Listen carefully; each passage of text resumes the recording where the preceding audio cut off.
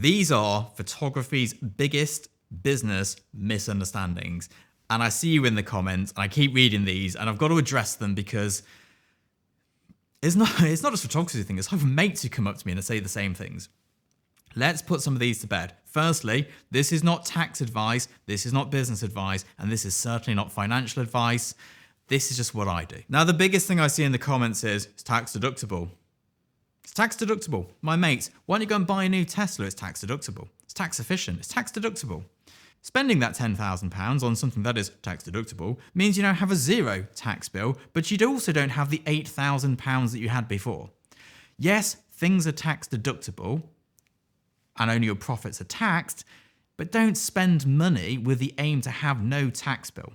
You of course want to be tax efficient and an accountant can help you with that, but don't just spend to reduce your tax bill. It's stupid, really stupid. I never buy anything unless I absolutely need it to make more money, and I never buy anything brand new if I can help it, because I'm tight and I'd rather spend a bit more tax but have a lot more money. Don't try and reduce your tax bill by buying things. Don't tell yourself, yeah, I'm going to buy that, it's tax deductible, and then offset the depreciation. I don't know if you ever offset depreciation personally, but we do it every year. It makes that much difference. It's not worth buying something because of it. Of course, if you've had a really flush year and it's time to upgrade your kit, do it, but not because you want to reduce your tax bill. Do it because you've made so much money and your kit's battered and it needs upgrading, and then buy it secondhand anyway, because why would you be the mug that pays depreciation? I work at one of the highest levels in photography.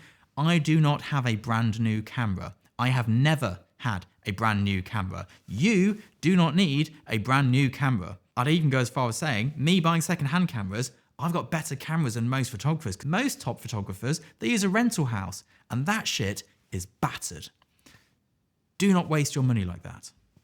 And it brings us through to this whole thing like, oh, pros should have the best. If you're a pro, you need the best. I remember bumping into a photographer I knew, and I, for the life of me, can't remember his name right now.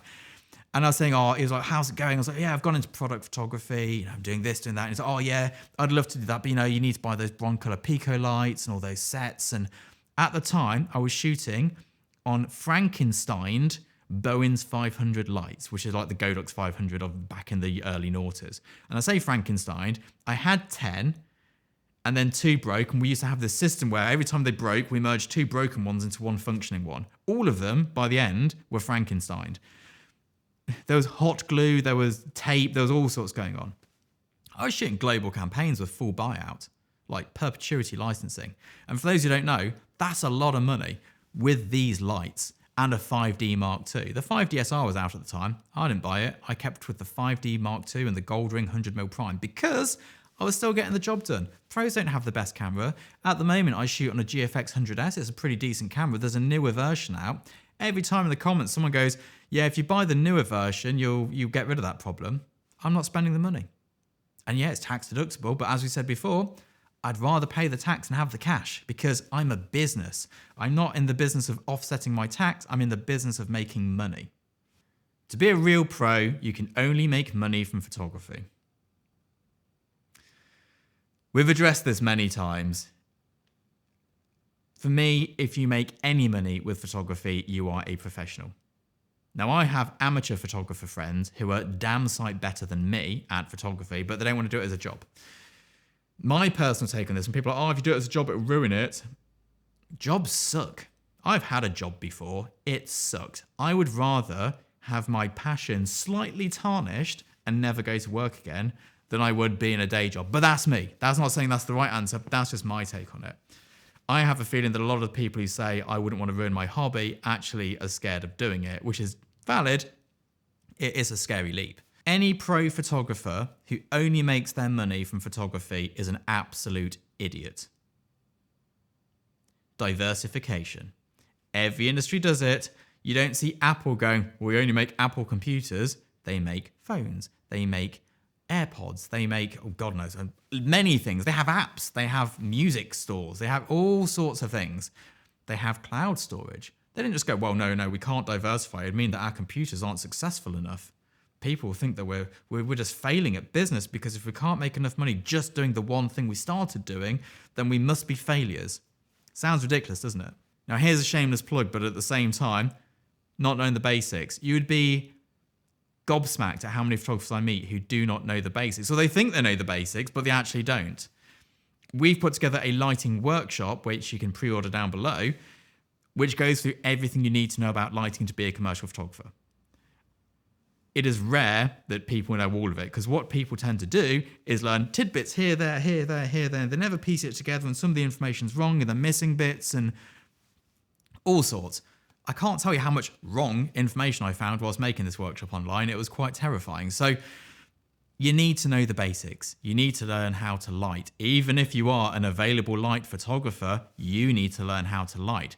Because just because you're working with available light doesn't mean you can just go, yo, we'll just shoot what happens. You still need to understand it, because if you don't understand it, you can't take a good image with the available light. Trust me, I used to be the guy who went, don't use flash, I'm an available light photographer. What I actually meant was, I don't understand flash, so I just pray and hope for the best with what's available. It's a very different thing. Finally is pricing. Now, this is a bigger conversation than we can have just here, but most of you don't charge enough. And you're scared of charging more, but the problem is what you'll do is you go, I'll charge £1,000 a day, let's charge £1,200. There are no £1,200 a day jobs in the UK. There's £1,000 a day, there's 2,000, there's 5,000, there's 10,000. There's clear little niches where you sit. If you're a wedding photographer and you start charging something like 2,800, you may find that the people with £4,000 think you're too cheap, the people with £2,000 think you're too expensive, and you just sat in the middle of nowhere. You need to understand the industry that you're in, the location you're in, and price accordingly. If you've not done substantial research as to what companies are paying in your area for your services, and you're just plucking numbers out of thin air, you're going to end up in a bad place. Do not listen to other photographers. They lie. I had a friend for years who told me, I charge this much, I charge this much. So I tried charging it and no one would pay it. I was like, how is he getting so much money? He started at that point and then negotiated down. I then doubled that figure and got bookings because there was another lot of clients further up there. Don't trust what photographers say. They lie to each other. It's fine. They all do it. It's just the way of the world.